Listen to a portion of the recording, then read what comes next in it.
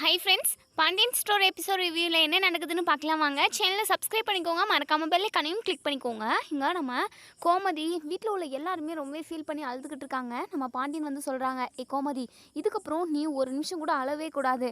அந்த அரசி நம்மளை எல்லாரையும் ஏமாற்றிட்டு நம்மளுக்கு துரோகம் பண்ணிவிட்டு நம்ம எல்லாரையும் அவமானப்படுத்திட்டு போயிட்டா. போனவளை நினச்சி நம்ம எதுக்காக அழணும் அப்படின்னு சொல்லிட்டு பாண்டியன் சொல்கிறாங்க.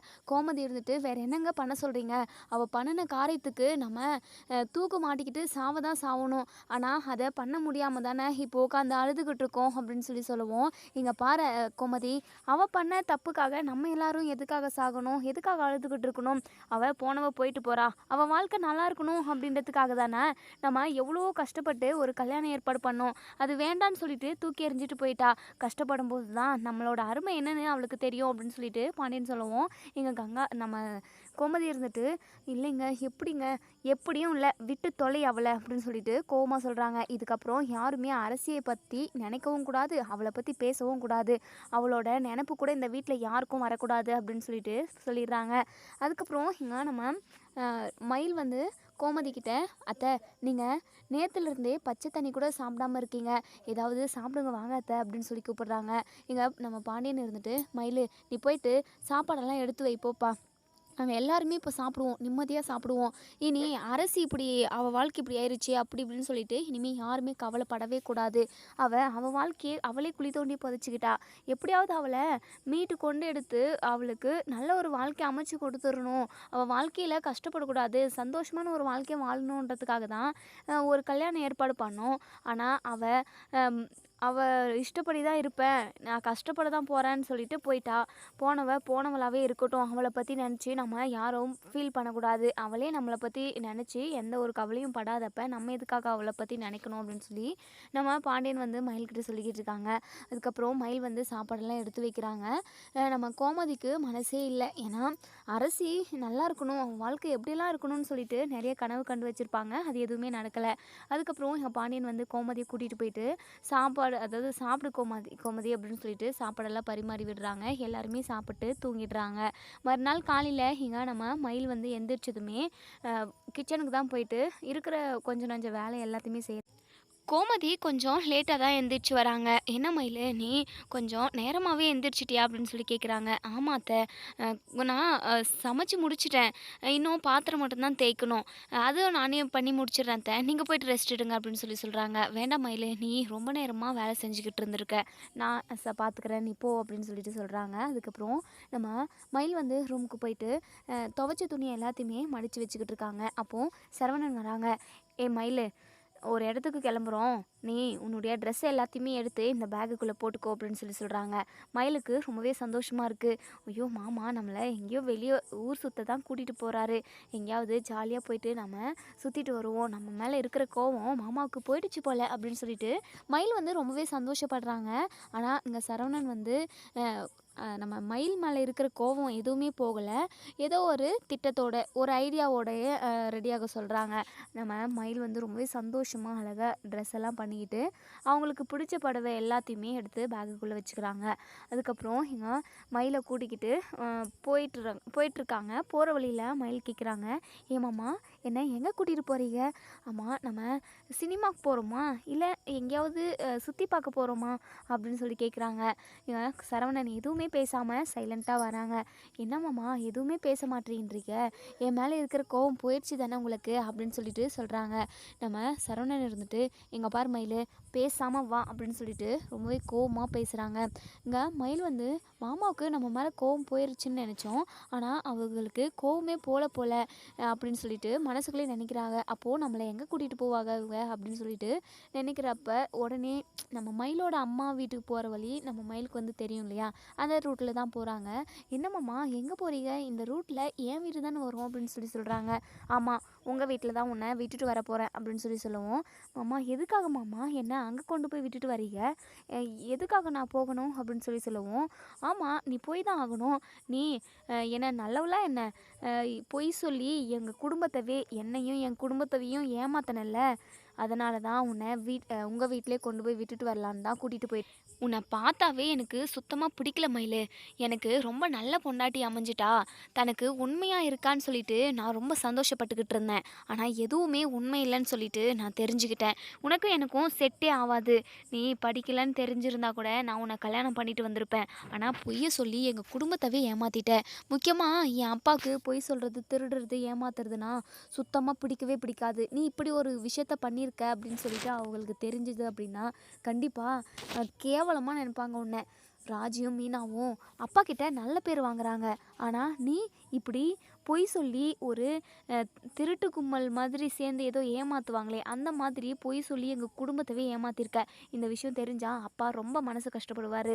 நம்மளை இப்படி ஏமாற்றிட்டாங்களே அப்படின்னு சொல்லிட்டு அந்த கஷ்டத்தை நான் அவளுக்கு கொடுக்க மாட்டேன். அதே சமயம் நீ என்ன பண்ண அப்படிங்கிற விஷயத்தையும் நான் சொல்லவே மாட்டேன். அவங்களுக்கு நம்ம 2 பேரும் சண்டை போட்டு பிரிஞ்சிருக்கோம் அப்படி தான் தெரியும் அப்படின்ற மாதிரி பேசிட்டு வராங்க. வீடுமே வந்துடுது. மயிலு இறங்க, உங்கள் வீடு வந்துருச்சு அப்படின்னு சொல்லவும், மாமா ப்ளீஸ் மாமா உங்கள் காலில் கூட விழுறேன், தயவு செஞ்சு என்னை இங்கே விட்டுட்டு போகாதீங்க, உங்கள் கூட ஒன்று சேர்ந்து சந்தோஷமாக வாழணும்னு தான் நான் ஆசைப்பட்றேன் மாமா, ப்ளீஸ் மாமா என்னை விட்டுட்டு போகாதீங்க அப்படின்னு சொல்லிட்டு கத்துறாங்க. இங்கே நம்ம சரவணன் இருந்துட்டு, இங்கே பார் மயிலு, நீ எவ்வளோ தான் கத்தி கூச்சல் போட்டு அழுது கெஞ்சினாலும் காலிலே விழுந்தாலும் நீ என்ன பண்ணாலும் கண்டிப்பாக உன்னை நான் என் கூட கூட்டிகிட்டு போகவே மாட்டேன். உன்னை ஒவ்வொரு நாளும் உன் முகத்தை பார்க்குறப்பெல்லாம் நான் இப்போ ஹோட்டலில் உக்காந்தேன்ல, அப்போது என்ன வேணும்னு நீ சொல்லி கேட்ட. அப்போது என் ஃப்ரெண்டு பார்த்துட்டு உன் பொண்டாட்டி எங்கே வேலை செய்கிறான்னு கூட உனக்கு தெரியாதான்னு சொல்லிட்டு என்னை அசிங்கமாக கேட்டான். ஏன் மயிலு, ஏன் எனக்கு இப்படி ஒரு அசிங்கத்தை தேடி கொடுத்த? இல்லை இல்லை, நீ இங்கே இரு, உன் முகத்தை பார்க்கவே எனக்கு சுத்தமாக பிடிக்கல. அரசி கல்யாணம் வேற நல்லபடியாக நடக்கும் அப்படின்னு சொல்லிட்டு வீட்டில் உள்ள எல்லாருமே நினச்சிக்கிட்டு இருந்தோம். ஆனால் அதுவும் நல்லபடியாக நடக்கலை. அதனால் இப்போது வீட்டில் உள்ளவங்க எல்லாருமே ரொம்ப மனசு கஷ்டத்தில் தான் இருக்காங்க. இப்போது உன்னோட விஷயமும் தெரிஞ்சது அப்படின்னா கண்டிப்பாக அவங்க இன்னுமே மனசு உடைஞ்சு போயிடுவாங்க. அப்படி நடக்கவே கூடாது. நீ இங்கே தான் இருக்கணும். எக்காரணத்து கொண்டும் எங்கள் வீட்டு பக்கம் திரும்பி பார்த்துட்டு போகிறேன் அப்படின்னு சொல்கிறாங்க. மயில் உடனே டப்புன்னு காலில் விழுறாங்க. ப்ளீஸுங்க, தயவு செஞ்சு என்னை விட்டுட்டு போகாதீங்க மாமா, ப்ளீஸ் மாமா, உங்கள் கூட வாழணும்னு சொல்லிட்டு எனக்கு ரொம்பவே ஆசை. தெரியாதனமாக ஒரு பொய்யை சொல்லிட்டோம். இனிமே உங்ககிட்ட நான் எந்த பொய்யும் சொல்ல மாட்டேன். உங்களுக்கு உண்மையாக இருப்போம் மாமா, ப்ளீஸ் மாமா என்னை விட்டுட்டு போகாதீங்க அப்படின்னு சொல்லிட்டு அழுகுறாங்க. நம்ம சரவணன் பயங்கரமாக திட்டிக்கிட்டு இருக்காங்க. அப்போ தான் நம்ம பாக்கியமும் அவங்க ஹஸ்பண்டும் வராங்க. என்ன மயில் காலெல்லாம் விழுந்துக்கிட்டு இருக்க அப்படின்னு சொல்லிட்டு கேட்குறாங்க. உடனே நம்ம மயில் பயங்கரமாக அழுகுறாங்க. சரவணன் இருந்துட்டு, இங்கே பாருங்கள், உங்கள் பொண்ணு இங்கே இருக்கட்டும், இனி எங்கள் வீட்டு பக்கம் வரவே கூடாது, நீங்கள் அனுப்பி இது விட்டுற போகிறீங்க அப்படின்னு சொல்லிட்டு போக பார்க்குறாங்க. உடனே பாக்கியமும், என்ன மாப்பிள்ளை என்னாச்சு, ஏதாவது பிரச்சனையா? சரிங்க மாப்பிள்ளை, நீங்கள் வெளியே நின்று பேச வேண்டாம், வாங்க நம்ம உள்ளே போவோம் அப்படின்னு சொல்லிட்டு உள்ளே கூட்டிகிட்டு போயிட்டு பேசுகிறாங்க. மாப்பிள்ளை என்னாச்சு மாப்பிள்ளை அப்படின்னு சொல்லிட்டு இன்னும் தெரியாத மாதிரி நம்ம பாக்கியம் கேட்க, இங்கே பாருங்கள், நீங்கள் எவ்வளோ பெரிய உண்மையை மறைச்சிருக்கீங்க.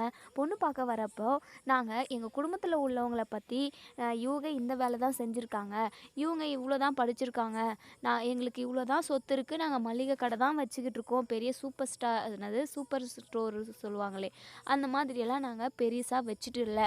ஆனால் இருக்கிற உண்மையை கரெக்டாக சொன்னோம்ல, அந்த மாதிரி நீங்களும் உண்மையை தானே சொல்லியிருக்கணும். எதுக்காக நீங்கள் பொய் சொல்லி எங்கள் குடும்பத்தவே ஏமாத்தினீங்க? மயில் படிக்கவே இல்லை, 12ஆம் கிளாஸ் கூட ஒழுங்காக முடிக்கல, அந்த விஷயத்த சொல்லியிருக்கணும்ல. நீங்கள் ஏதோ டிகிரி முடித்தா பெரிய படிப்பெல்லாம் படிச்சிருக்கா, அதுக்கு தகுந்த மாதிரி வேலைக்கெல்லாம் அனுப்பணுன்ற மாதிரி எப்படியெல்லாம் பேசுனீங்க நீங்கள். ஆனால் எல்லாமே பொய். இதெல்லாம் தெரிஞ்சதும் எனக்கு மனசே சுக்குநூறாக உடஞ்சி போச்சுங்க. மயில் ஏன் எனக்கு உண்மையாக இருக்கான்னு சொல்லிட்டு நான் நினச்சிக்கிட்டு இருந்தேன். ஆனால் அது எதுவுமே இப்போ இல்லைன்னு ஆகிப்போச்சு. இதுக்கப்புறம் உங்கள் பொண்ணு எதுக்காக எங்கள் வீட்டில் இருக்கணும்? பொய் சொல்கிறவங்கள பார்த்தாவே எனக்கும் என் அப்பாவுக்கும் சரி என் குடும்பத்துக்கும் சரி யாருக்குமே பிடிக்காது. நீங்கள் உண்மையாக சொல்லியிருந்தா கூட கண்டிப்பாக நான் மயிலை கல்யாணம் பண்ணிட்டு போயிருந்திருப்பேன். பொய் சொல்லி திருட்டுத்தனமாக எதுக்கு கல்யாணத்தை பண்ணீங்க? அப்போது இன்னும் என்னெல்லாம் பொய் சொல்லி வச்சுருக்கீங்களோ யாருக்கு தெரியும் அப்படின்னு சொல்லிட்டு சரவணன் பயங்கரமாக கேள்வி கேட்குறாங்க. நம்ம பாக்கியத்துக்கு என்ன பண்ணுறதுன்னு தெரியல. மாப்பிள்ளை தெரிஞ்சோ தெரியாமலோ நாங்கள் அப்படி ஒரு பொய்யை சொல்லிட்டோம், தப்பு தான் மாப்பிள்ளை, மன்னிச்சு மயிலை உங்கள் கூடவே கூட்டிகிட்டு போங்க மாப்பிள்ளை, ப்ளீஸ் மாப்பிள்ளை அப்படின்னு சொல்லிட்டு பாக்கியமும் கெஞ்சுறாங்க. மயிலுமே கெஞ்சிக்கிட்டு இருக்காங்க. இங்கே பாருங்கள், நீங்கள் எவ்வளோ தான் சொன்னாலுமே கண்டிப்பாக என் மனசு ஏற்றுக்காது. உங்கள் பொண்ணு உங்கள் வீட்டில் தான் இருக்கணும், என் கூட அவள் வாழுவான்னு சொல்லிட்டு நீங்கள் கனவுல கூட நினச்சி பார்க்காதீங்க அப்படின்னு சொல்கிறாங்க. உடனே நம்ம பாக்கியமும், இங்கே பாருங்கள் மாப்பிள்ளை, எங்கள் குடும்ப சூழ்நிலை அப்படி, மயிலுக்கு எத்தனையோ மாப்பிள்ளை இங்கே வந்தாங்க, ஆனால் ஏதோ ஒரு குறையினால அவளை கல்யாணம் பண்ணிக்காம போயிட்டாங்க.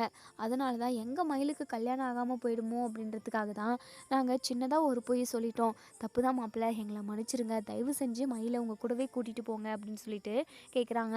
இங்கே சரவணனும், இங்கே பாருங்கள், நீங்கள் எவ்வளோ தான் சொன்னாலும் கண்டிப்பாக நான் கூட்டிகிட்டு போகிற ஐடியாவில் இல்லவே இல்லை. ஏன்னா நீங்கள் சொல்கிறதெல்லாம் உண்மையானு யாருக்கு தெரியும், எத்தனை பொய் சொல்லியிருக்கீங்களோ அப்படின்னு சொல்லிட்டு இங்கே சரவணன் வந்து கிளம்பி போயிடுறாங்க. மயில் வந்து பயங்கரமாக அழுதுகிட்டு இருக்காங்க. பாக்கியம் வந்து மயிலை திட்டுறாங்க. ஏ மயில், உனக்கு ஒரு பொய்யை கூட மறைக்க தெரியலையாடி? நீ இப்போது வாழா வெட்டியாக வந்து இந்த வீட்டில் உக்காண்ட்ருக்க. அப்போது உன் தங்கச்சி வாழ்க்கை என்னடி ஆகுறது? இதெல்லாம் நீ கொஞ்சம் கூட நினச்சி கூட பார்க்க மாட்டியா? உன் அப்பா உதவாக்காதனை என்னை கல்யாணம் பண்ணிக்கிட்டு நான் எவ்வளோலாம் கஷ்டப்பட்டுக்கிட்டு இருக்கேன். அந்த மாதிரி ஒரு சுச்சுவேஷன்லேயும் உங்கள் 2 பேரையும் எப்படியாவது கரை சேர்க்கணும் அப்படின்றதுக்காக உன்னையும் கல்யாணம் பண்ணி கொடுத்தேன். இப்போது உன் தங்கச்சியையும் படிக்க வச்சுக்கிட்டு இருக்க. படிப்பு முடிஞ்சதும் அவளுக்குமே ஒரு நல்ல வரன் வந்துச்சு அப்படின்னா கண்டிப்பாக அவளையும் கல்யாணம் பண்ணி கொடுத்துடலான்னு நினச்சிக்கிட்டு இருந்தேன். இந்த டைமில் இப்போது வந்து இப்படி உக்காண்ட்ருக்கேடி. இப்போது உன் தங்கச்சிக்கு படிப்புமே முடிஞ்சிருச்சு. இதுக்கப்புறம் அவளுக்கு கல்யாணம் தான் பண்ணணும். இப்போது எப்படி நான் கல்யாணத்தை பண்ணுவேன்? அவன் வாழ்க்கை நல்லா இருக்குமாடி? எவனாவது வரவன் அக்கா வாழா வெட்டியே வந்து உக்காண்ட்ருக்கா, இந்த பொண்ணு எப்படியோ அப்படின்னு சொல்லிட்டு யாருமே இந்த வீட்டுக்கு பொண்ணு கேட்க வரமாட்டாங்களாடி? இதெல்லாம் நினச்சி பார்த்தியாடி நீ?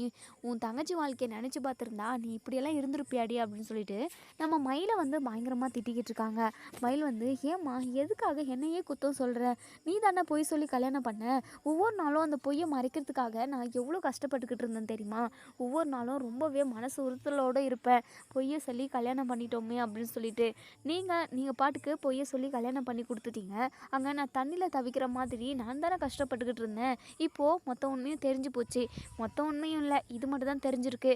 எனக்கு மாமாவோட ஒரு வயசு அதிகம். அதே சமயம் நகையும் கவரிங் நகை அப்படிங்கிற விஷயமெல்லாம் வீட்டுக்கோ இல்லை மாமாவுக்கோ தெரிஞ்சால் எவ்வளோ பிரச்சனை நடக்கும். கண்டிப்பாக நீ யாருன்னே தெரியாது அப்படின்ற அளவுக்கு அவங்க போயிடுவாங்க.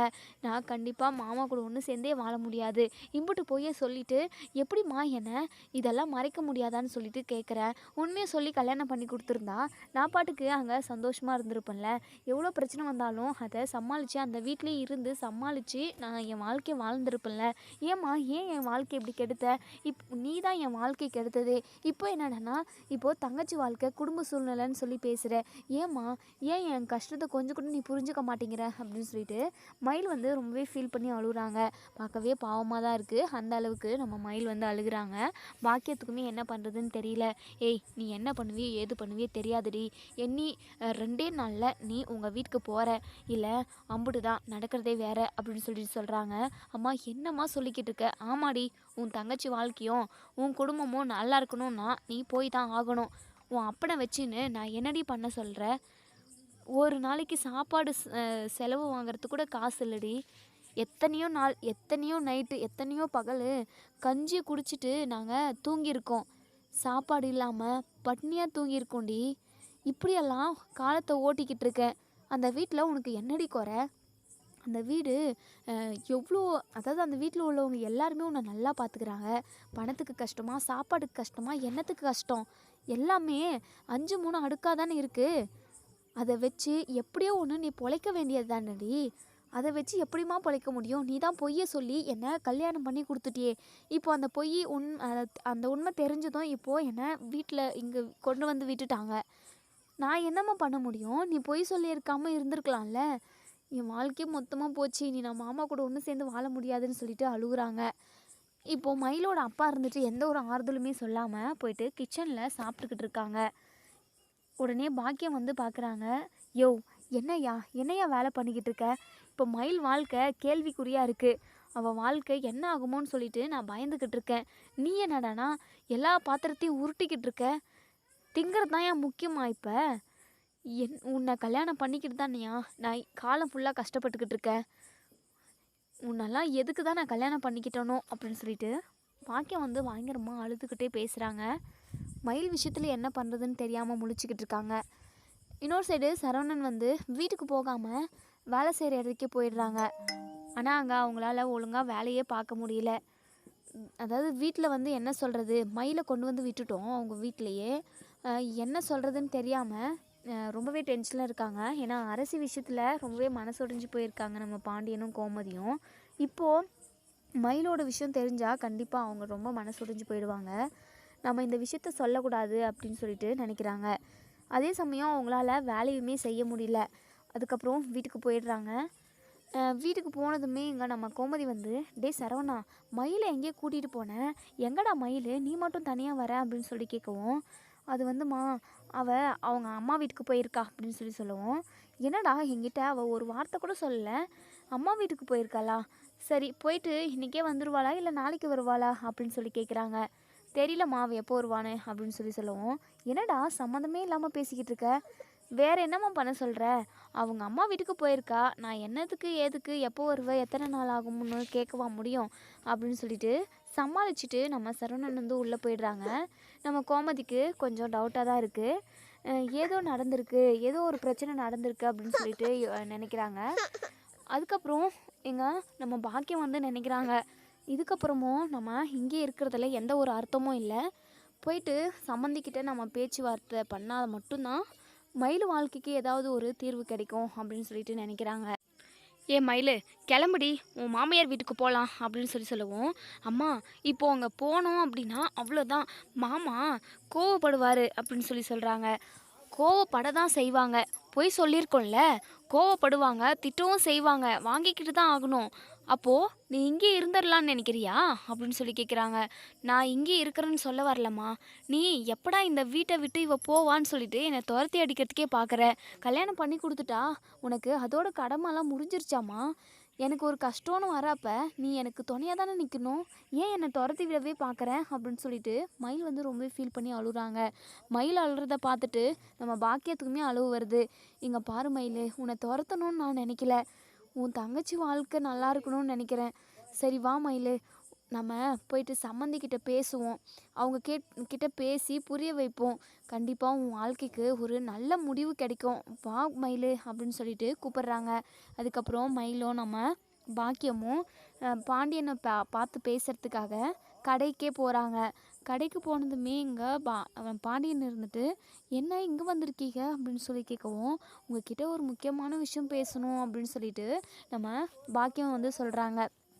உடனே நம்ம சரி நம்ம பாண்டியன் வந்து உள்ளே வாங்க, உள்ளே போயிட்டு பேசலாம் அப்படின்னு சொல்லிட்டு உள்ளே கூட்டிகிட்டு போகிறாங்க. அதுக்கப்புறம் என்ன விஷயம், மயிலும் நீங்களும் ஒன்று சேர்ந்து வந்திருக்கீங்க, ஏதாவது ஃபங்க்ஷனா இல்லை ஏதாவது திருவிழா வைக்கிறீங்களா, அது கூப்பிடத்துக்காக வந்திருக்கீங்களா அப்படின்ற மாதிரி கேட்கவும், அதெல்லாம் இல்லைங்க, அது வந்து எப்படி சொல்கிறதுன்னு தெரியல அப்படின்னு சொல்லவும், சொல்லுங்கள், என்ன விஷயம் இருந்தாலும் டைரெக்டாக சொல்லுங்கள், சொல்லி தானே ஆகணும், சொல்கிறதுக்காக தானே வந்திருக்கீங்க அப்படின்ற மாதிரி கேட்கவும், அது வந்துங்க மாப்பிள்ளைக்கும் மயிலுக்கும் சின்ன பிரச்சனை, அதனால் மாப்பிள்ளை மயிலை கொண்டு வந்து வீட்டிலே விட்டுட்டு வந்துட்டாரு அப்படின்னு சொல்லவும், இதை கேட்ட நம்ம பாண்டியன் பயங்கர ஷாக் ஆகுறாங்க. என்னங்க சொல்கிறீங்க, என்கிட்ட எதுவுமே சொல்லலையே அவன், என்ன பிரச்சனை அப்படின்னு சொல்லி கேட்கவும், அது வந்து நான் எப்படிங்க சொல்லுவேன் அப்படின்னு சொல்லிட்டு தயங்குறாங்க. இந்த விஷயம் பாண்டியனுக்கு தெரிஞ்சால் பயங்கர பிரச்சனை வரும், அவங்க என்ன சொல்லுவாங்களோன்றது நம்ம பாக்கியத்துக்கு.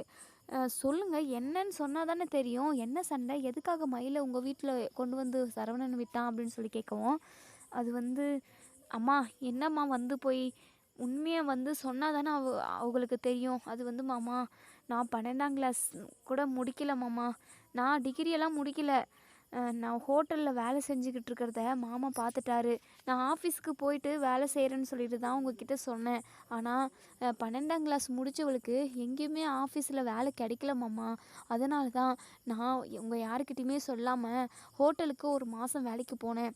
அதே ஹோட்டலுக்கு சரவண மாமாவும் சாப்பிட்றதுக்காக வந்தார், அப்போது என்னை பார்த்துட்டு பெரிய பிரச்சனை வந்துருச்சு, அதுக்கப்புறம் அரசி கல்யாணம் முடிஞ்சதும் நீ இந்த வீட்டிலே இருக்கக்கூடாது, கண்டிப்பாக வீட்டில் உள்ளவங்ககிட்ட எல்லாருக்கிட்டேயும் நான் விஷயத்த சொல்கிறேன்னு சொல்லிக்கிட்டு இருந்தார், இப்போது யார்கிட்டையுமே சொல்லாமே என்ன எங்கள் வீட்டிலே கொண்டு போயிட்டு விட்டுட்டாரு மாமா, நாங்கள் செஞ்சது தப்பு தான், கல்யாணம் தப்பவே இந்த உண்மையை சொல்லியிருக்கணும், நான் படிக்கவே இல்லை மாமா, டிகிரியெல்லாம் முடிக்கல, 12ஆம் கிளாஸ் வரைக்கும் தான் படிச்சிருக்கேன்ற மாதிரி ரொம்பவே தயங்கிக்கிட்டு பயத்தோடையுமே சொல்கிறாங்க. பாண்டியனுக்கு பயங்கர அதிர்ச்சியாக இருக்குது. என்னங்க நீங்கள் இவ்வளோ பெரிய விஷயத்த பொய் சொல்லி எங்கள் எல்லாரையும் ஏமாற்றி கல்யாணத்தை பண்ணியிருக்கீங்க, அப்போது சரவணனுக்கு கோவம் வராமையா இருக்கும், என்னப்பா மயில், இப்படி ஒரு பெரிய விஷயத்த பொய்யா சொல்லி எங்கள் குடும்பத்தவே ஏமாற்றிருக்கீங்க, அவள் தான் சின்ன பொண்ணு, ஏங்க உங்களுக்கு தெரியாதுங்க அப்படின்னு சொல்லிட்டு பாக்கியத்தை கேட்குறாங்க. பாக்கியத்துக்கு ரொம்பவே படபடப்பாக இருக்குது, என்ன முடிவு எடுப்பாங்களோ அப்படின்னு சொல்லிட்டு. இங்கே பாருங்கள் சம்மந்தி, நாங்கள் ஏதோ தெரியாமல் போய் சொல்லிட்டோம். மயிலுக்கு நிறைய இடத்துல வரன் வந்துச்சு, ஆனால் அது இதுன்னு சொல்லிட்டு அவள் கல்யாணம் தள்ளி போய்கிட்டே இருந்தது. ஜோசியருமே சொன்னார், இவங்களுக்கு வந்து 1 மாதத்துக்குள்ளே கல்யாணம் நடக்கலை அப்படின்னா இனி அவளுக்கு கல்யாணமே நடக்காது அப்படின்ற மாதிரி சொன்னாங்க.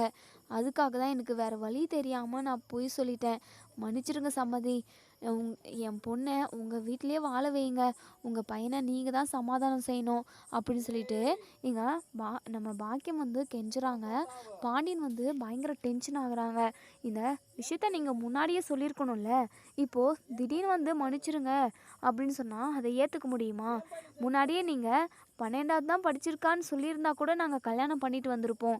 எங்களுக்கு பணம் பதவி அதெல்லாம் எங்களுக்கு முக்கியம் கிடையாது, நல்ல குணம் இருக்கா நல்ல பொண்ணா அப்படின்னு மட்டும்தான் பார்த்துருப்போம். ஆனால் நீங்கள் பொய் சொல்லியிருக்கீங்க.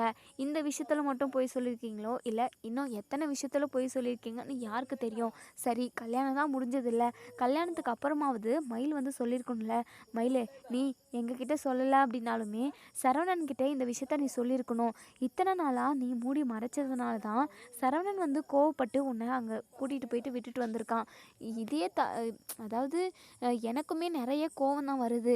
இங்கே பாருப்பா, உண்மையை சொல்லி என்ன வேணாலும் பண்ணலாம், பொய்யை சொல்லி திருட்டு வேலை செஞ்சு ஏமாத்துறது இதெல்லாம் எனக்கு சுத்தமாக பிடிக்கவே பிடிக்காது. அது உனக்கு தெரியும்ல, நம்ம வீட்டில் என்னெல்லாம் நடக்குதுன்னு நீ பார்த்துக்கிட்டு தான் இருக்க. பிடிக்காத விஷயத்த ஒருத்தர் செஞ்சாங்க அப்படின்னா கண்டிப்பாக அவங்க மேலே கோவம் வரதான் செய்யும். அதை தான் சரவணனும் காட்டியிருக்கான். இங்கே பாருப்பா மயில், நீங்களும் அதாவது நீயும் உன் குடும்பமும் செஞ்சது ரொம்ப ரொம்ப தப்பு அப்படின்னு சொல்லிட்டு பாண்டியன் வந்து சொல்கிறாங்க. இங்கே நம்ம மயில் வந்து, மாமா என்னை மன்னிச்சிருங்க மாமா அப்படின்னு சொல்லிட்டு கையெடுத்து கும்பிட்டு காலெல்லாம் விழுறாங்க. இங்கே பாருப்பா மயில், நீ மன்னிப்பு கேட்ட அப்படின்னா நீ சொன்ன பொய்யெல்லாம் இல்லைன்னு ஆயிடுமா? நீ பண்ணது மிகப்பெரிய தப்பு, இதெல்லாம் என்னால் மன்னிக்கவே முடியாது. இதே தப்ப என் பையனும், அதாவது பொய் சொல்கிற விஷயத்தில் ஏமாத்துகிற விஷயத்தில் என் பையனே செஞ்சுருந்தாலும் அவன் மேலே நான் மிக கடுமையாக கோவப்பட்டிருப்பேன். அதே சமயம் அதுக்கான தண்டனையுமே கொடுத்துருப்பேன். நீ பண்ணதே எனக்கு சுத்தமாக மனசுக்கே பிடிக்கலப்பா. எங்கள் குடும்பத்தில் எத்தனை பேர் இருக்கோம், இத்தனை பேரையுமே நீ ஏமாத்திருக்க, எனக்கு பயங்கர கோபமாக வருதுமா அப்படின்னு சொல்லிட்டு பாண்டியன் சொல்கிறாங்க. மயிலுக்கு ரொம்பவே படபடன்னு இருக்குது. பாக்கியவுமே ஏதோ தெரியாமல் சொல்லிட்டோம், மன்னிச்சு ஏற்றுக்கோங்க அப்படின்னு சொல்லிட்டு சொல்லிக்கிட்டு இருக்காங்க. பாண்டியன் வந்து மயில் விஷயத்தில் என்ன எடுப்பாங்க அப்படிங்கிறத நம்ம வெயிட் பண்ணி பார்ப்போம். ஆனால் பாண்டியனுக்கு பயங்கர கோவமாக தான் இருக்குது. மயிலுக்கு ஒரு மாதிரி பதட்டமாக இருக்குது. எப்படியாவது சரவணன் மாமா கூட ஒன்று சேர்ந்துடணும் அப்படின்னு சொல்லிட்டு தான் நினைக்கிறாங்க. ஆனால் அது நடக்குமான்றது கொஞ்சம் ரேரான விஷயம்னே சொல்லலாம். இன்னொரு சைடு இங்கே அரசி வந்து ஹாலில் உட்காண்ட்ருக்காங்க. அப்போது சக்திவேல் வந்து, ஏய் என்ன ஏதோ உன் வீடு மாதிரி கால் மேலே கால் போட்டுக்கிட்டு உட்காண்ட்ருக்க, இந்த இடத்துல இந்த வீட்டில் எப்படி இருக்கணுமோ அப்படி தான் இருக்கணும், சொல்கிறது புரியுதா அப்படின்னு சொல்லிட்டு கத்தி பேசிக்கிட்டு இருக்காங்க. அப்போ தான் இங்கே குமாரும் வராங்க. ஏய், அப்பா சொல்கிறாருல்ல, அப்பா என்ன சொல்கிறாரோ அதை கேட்டு தான் நீ நடக்கணும் அப்படின்னு சொல்லிட்டு மிரட்டுற மாதிரி பேசுகிறாங்க. இங்கே அரசி இருந்துட்டு முறைக்கிறாங்க. என்ன முறைக்கிற? அப்பா சொல்கிற மாதிரி தான் செய்யணும். சரி சரி, நீ எதுக்காக இங்கே உட்காண்ட்ருக்க? போயிட்டு கிச்சனில் நிறைய வேலை இருக்குது, அம்மாவும் பெரியம்மாவும் மட்டும்தான் செஞ்சுக்கிட்டு இருக்காங்க, கூட மாட ஹெல்ப்பெல்லாம் பண்ண மாட்டியா நீ? ஏதோ இந்த வீட்டோட மகாராணி மாதிரி கால் மேலே கால் போட்டுக்கிட்டு சோஃபா மேலே உட்காண்ட்ருக்க அப்படின்னு சொல்லிட்டு எங்கள் குமார் வந்து சொன்னதும் உடனே நம்ம அப்பத்தான் வராங்க. டே குமார், என்னடா சத்தம் போட்டுக்கிட்டு இருக்க? இந்த வீட்டில் சமைக்கிறதுக்கு மற்ற வேலையெல்லாம் பார்க்கறதுக்கு எல்லாம் இருக்காங்க, அரிசி தான் செய்யணும்னு அவசியம் இல்லை. சரி குமார், உனக்கு நேற்று தான் கல்யாணம் நடந்து முடிஞ்சிருக்கு, நீயும் அரிசியும் எங்கேயாவது வெளியே போயிட்டு வாங்க அப்படின்னு சொல்கிறாங்க. உடனே இங்கே குமார் இருந்துட்டு, ஆமாம் இவ கூடலாம் வெளியே போகணும்னு சொல்லிட்டு யார் எழுதா? இங்கே பாருங்க அப்பத்தா, நான்லாம் வெளியே போகல, எனக்கு வெளியே போகிற மூடே இல்லை அப்படின்னு சொல்கிறாங்க. உடனே அரிசி, பாருங்க அம்மாச்சி, எனக்கும் வெளியே போகணும்னு ஆசையாக தான் இருக்குது, இவங்க வரவே மாட்டேங்கிறாங்க, நான் முன்னையுமே கூப்பிட்டேன் ஆனால் இல்லை நான் வரல அப்படின்னு சொல்கிறாங்க. அம்மாச்சி அவங்கள வர சொல்லுங்க அப்படின்னு சொல்கிறாங்க. உடனே எங்கள் குமாருக்கு பயங்கர டென்ஷன் ஆகுது. என்ன இவ என் கூட ஊரை சுற்றணும்னு நினைக்கிறாளா? இவ கூடலாம் எவன் சுற்றுவான்? போய் இந்த பிச்சைக்காரியை கல்யாணம் பண்ணிக்கிட்டு நம்ம படாத அவஸ்தையை பட வேண்டியதாக இருக்குது அப்படின்னு சொல்லிட்டு மனசுக்குள்ளேயே நினைக்கிறாங்க. உடனேங்க அரசி இருந்துட்டு, இவனை எப்பவும் டென்ஷன் ஏற்றிக்கிட்டே இருக்கணும், இவனை கோவப்படுத்தணும், நம்ம குடும்பத்தில் உள்ளவங்க எல்லாரையுமே அவமானப்படுத்தணும், இவனை சும்மாவே விடக்கூடாது அப்படின்னு சொல்லி நினைக்கிறாங்க. இனி என்ன நடக்கும் அப்படின்றத நம்ம வெயிட் பண்ணி பார்ப்போம் ஃப்ரெண்ட்ஸ். மயில் விஷயத்தில் நம்ம பாண்டியன்